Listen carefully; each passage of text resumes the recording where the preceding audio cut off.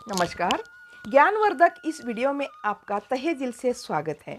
आप जानते हैं कि इस चैनल में महाभारत कथा को एपिसोड के रूप में प्रस्तुत किया जा रहा है। आपका बहुत बहुत प्रतिसाद भी मिल रहा है। रेगुलर एपिसोड आपके सामने प्रस्तुत करने की ऊर्जा निरंतर मिल रही है, इसलिए आपका बहुत बहुत धन्यवाद।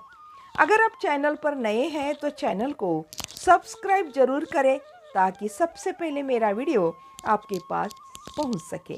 पिछले वीडियो में आपने देखा कि कुंती की दुख भरी कथा, जीवन भर कष्टों को सहते हुए कुंती की जीवन धारा बहती रही थी।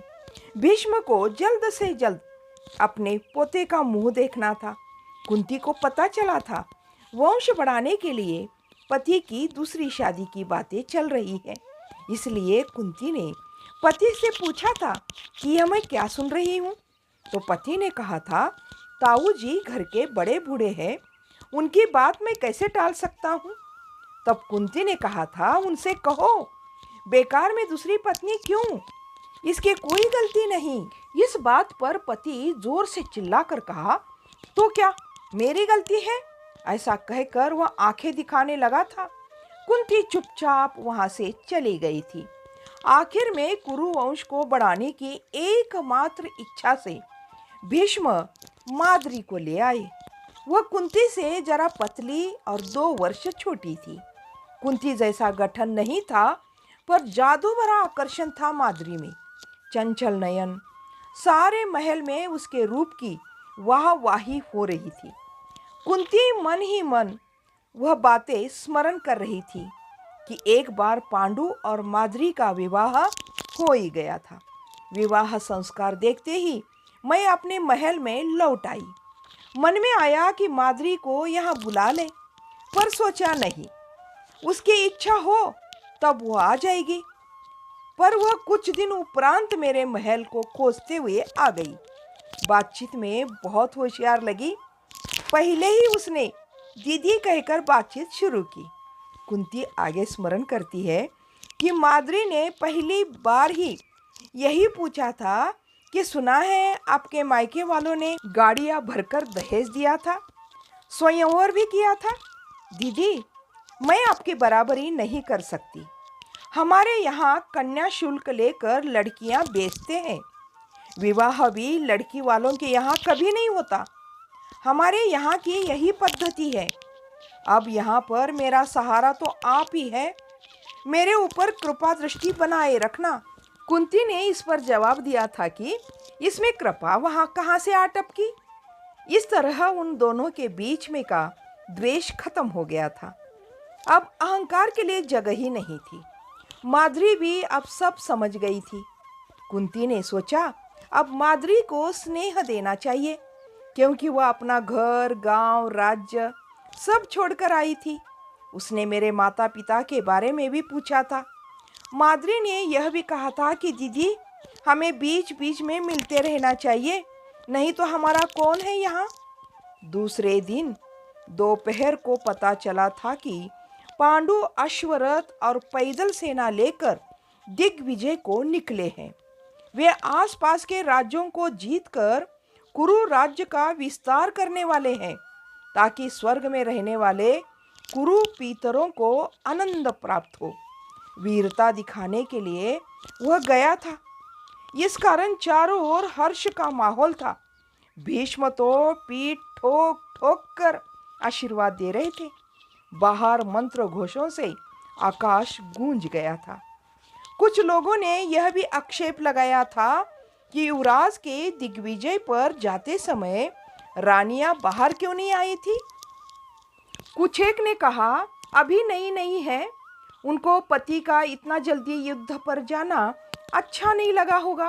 परंतु कुछ एक ने यह क्षत्रियोचित रीति नहीं कहकर कुंती की निंदा भी की थी। दिग्विजय कार्यक्रम लगभग 6 चंद्रमास तक चला। एक जंगल उनके हाथ लगा था।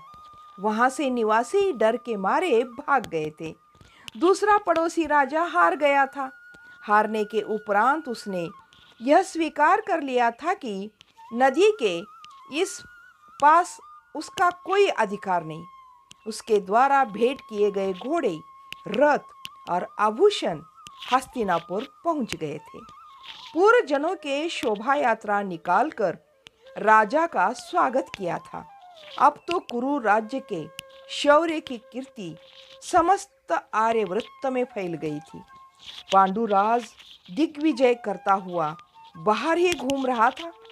एक दिन भी बीच में आकर दोनों रानियों को देखा तक नहीं था। पांडुराज के रथ के पीछे 10-10 सुंदरियां थी। हारे हुए राजा अपनी अपनी आश्रित 2, 3, 4 युवतियां भेंट स्वरूप देते थे। इसलिए युवराज को पत्नियों की याद करके नगर आने की क्या आवश्यकता थी। यह सारी बातें दासियां कुंती तक पहुंचा जाती थी। कुंती को यह भी सुनने को मिला था कि उत्तर में हिमालय के गंगा द्वार के ओर युवराज ने एक गंधर्व को हराकर गीत, नृत्य और अलंकरण में चतुर 5 गंधर्व युव सुंदरियां प्राप्त की थी।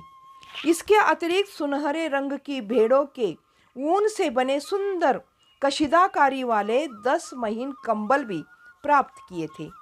माद्री प्रतिदिन कुंती के महल जाती थी।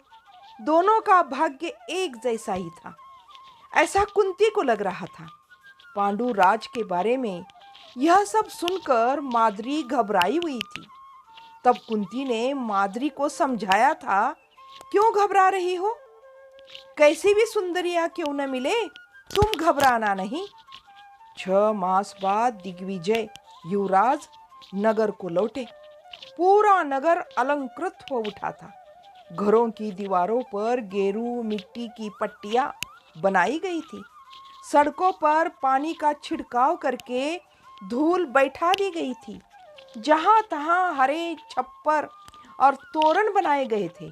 हाथी घोड़ों को भी सजाया गया था। वृद्ध भीष्म ही मुख्य द्वार पर स्वागत को खड़े थे। तब कुंती ने यह सब छत पर से देखा था, माद्री को भी दिखाया था। विजय में प्राप्त सारी सामग्री गाड़ियों पर शोभा यात्रा में लाई गई। जीती हुई सुंदरियां रथ में थी और अंत में युवराज बैठे हुए थे सुंदर से रथ में। देखने से ऐसे लग रहा था कि युवराज किसी चिंता में थके हुए बैठे हुए हैं। इस तरह दिग्विजय प्राप्त कर पांडु वापस पहुंचे हुए हैं। तो अगले भाग में देखते हैं अगला भाग। तब तक के लिए वीडियो यहीं समाप्त करते हैं। दूसरा वीडियो भी देखना न भूलिएगा। मिलते हैं। धन्यवाद। जय हिंद।